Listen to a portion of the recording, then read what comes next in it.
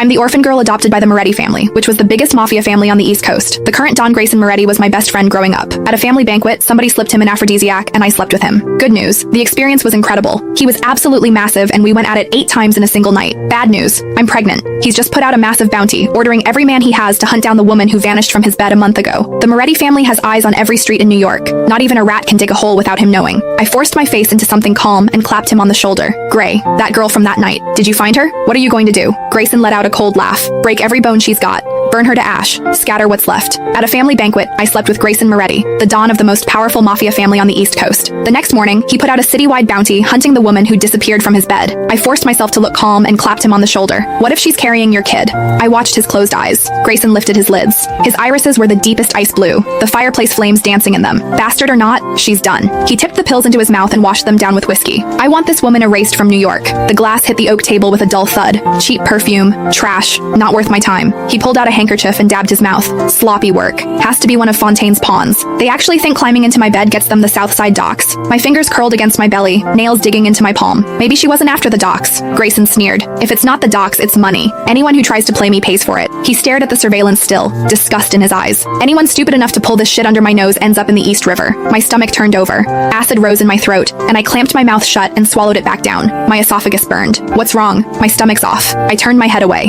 Grayson stood up, took the suit jacket off the back of his chair, and draped it over my shoulders. His shirt had torn open at 2 of the buttons from his earlier irritation, revealing the hard planes of his chest and the tight stretch of fabric over his cut abs. I couldn't help swallowing hard, throat suddenly dry. I couldn't help but think back to that night. I bit down hard and shook the image out of my head. Survival first. The nausea passed. I clutched the edge of his suit jacket. His gaze traveled down my face and stopped at my feet. The back of my right heel had been rubbed raw by my shoe, and blood was seeping into the leather. Grayson pulled out his phone and called Ryan, his right hand. Bring a pair of size 5 flats to the parlor. Soft soles. 3 minutes. A warmth bloomed in my chest. Was he worried about me? He hung up and dialed another number. Mia, come pick her up. Take her to the family doctor for a stomach workup. Give her 2 weeks paid leave. I don't want to see her face for a while. Mia's voice came through faintly, asking what was going on. She looks sick. It's annoying me. Right. I needed to lock in what I already knew about this man. He was cold-blooded, and he didn't go soft for any woman. Ever. Grayson hung up. Ryan came in carrying a shoebox and set the flats by my feet.